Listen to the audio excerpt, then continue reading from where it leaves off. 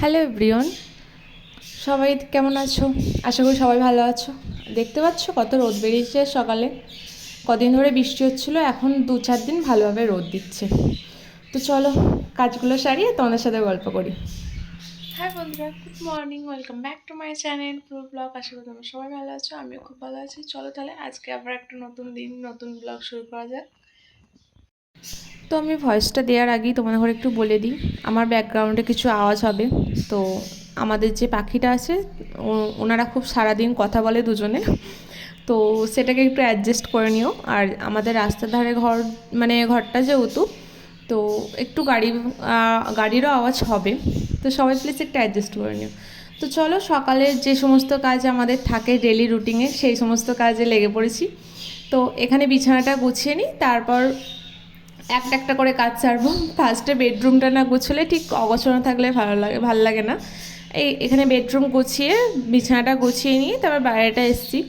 তো এটা আমার ডেলি রুটিনই বলতে পারো, মানে একটা পার্টিকুলার ঘরে যে যে যে সমস্ত কাজ থাকে তার থেকে এক্সট্রা একটু আমার কাজ থাকে। তো যেহেতু ঘরে বাচ্চা থাকে, তো তার জন্য একটু অগোছানো থাকতেই পারে, তো সেটা কোনো ব্যাপার নয়। তো এখানে হলেতে আমি পর্দাগুলো একটু ঠিকঠাক করে সরিয়ে দিয়ে, তারপর যে ছোটো গোছের খাটটা আছে তাতে সব মানে যাবতীয় জিনিস থাকে বলতে পারো, এতে শুধু মানুষ থাকে না।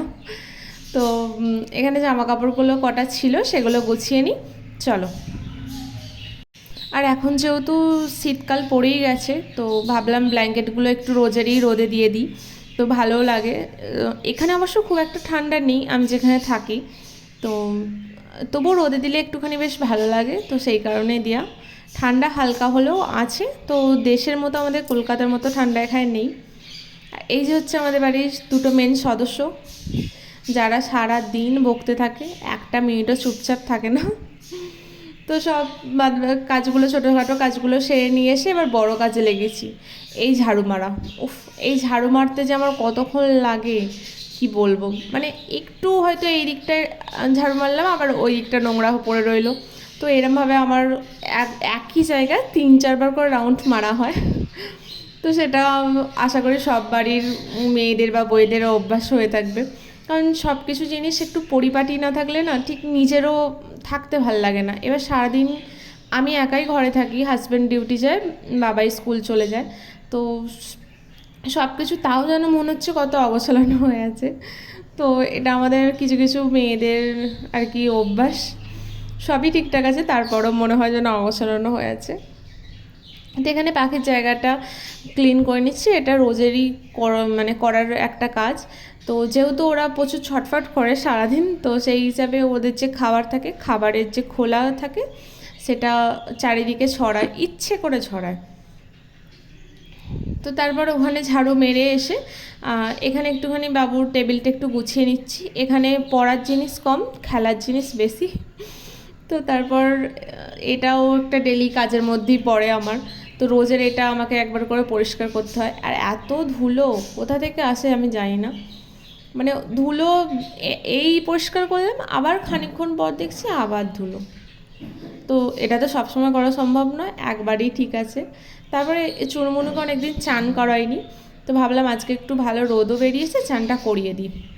আর দেখতে হচ্ছে কিরকম বদমাইশ করছে, চান করবে না, কিন্তু যখন জল দেখতে পায় তখন ওরা মানে জলে ঝাঁপ দেওয়ার জন্য যেমন লাফালাফি করে। তো এখানে আমাকে বাবাই একবার ডাকছিল, যেহেতু আমি ওপরে এসে ভয়েস ওভারটা দিচ্ছি যাতে সেরকম কোনো আওয়াজ না আসে, তবু যা পাখিগুলো যা আওয়াজ করছে মনে হয় আওয়াজ এতে আসবেই। তো ওদের চান হয়ে গেছে, ব্যালকনিতে রোদ আছে, তো রোদটাতে ওদের ঘরে বসিয়ে দিই, একটুখানি বসাবো, খুব বেশি বসাবো না, নাহলে মাথা গরম হয়ে যাবে।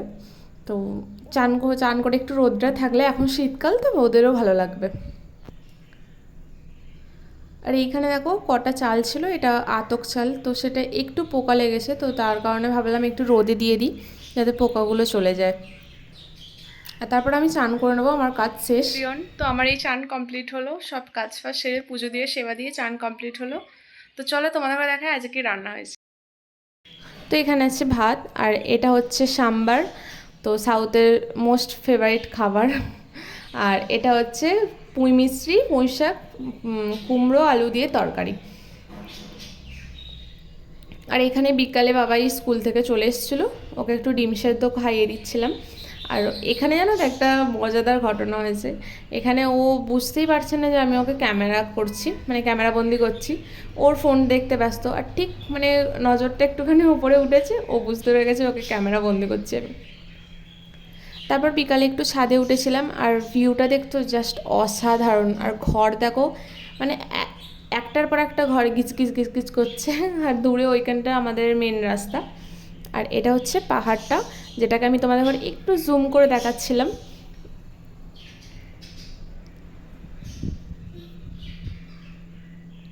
তো তারপর এখানে আমি জামা কাপড়গুলো তুলে নিলাম তোমাদের ঘরে পাহাড় রাস্তা দেখিয়ে। জামা কাপড়গুলো অনেকক্ষণই মানে সকালে মেলেছিলাম, শুকনো হয়েই গেছে, আর রোদও নেই আর রেখে লাভ নেই। তো আমি জামা কাপড় তোলার 1 ঘন্টা পরেও এখানে সন্ধে হয়। তো কটার সময় মেবি 6:30 এরম সন্ধে হয়। এখন তো দেশে সন্ধে হচ্ছে 5:30। তো দেশের থেকে এখানে 1 ঘন্টা লেটে সন্ধে হয়। তো জামা কাপড়টা তুলে আমি একটুখানি ছাদে একটু হাঁটাহাঁটি করে নিলাম। রোজের ওটা হয় না, যেদিন ইচ্ছে হয়, মুড হয় একটুখানি দাঁড়ানোর হাঁটার, তো সেই দিনই একটুখানি হাঁটি, দাঁড়াই। তো মাঝে মাঝে ভালো লাগে আর কি। আর এটা হচ্ছে একটা মানে সি কভার, যেটা আমরা সমুদ্রে নামলে বা কোনো জলের সুইমিং পুলে নামলে যেটা আমাদের কাজে লাগে। তো এটা একটু সাসপেন্স থাক, তোমরা আস্তে আস্তে ঠিক জানতে পারবে। তো আমরা এক জায়গায় যাচ্ছি, তো তার কারণে এটা কেনা। কোথায় যাচ্ছি না যাচ্ছি আমি পরে ঠিক জানাবো, অবশ্যই তোমাদের সঙ্গে সবটা শেয়ার করব।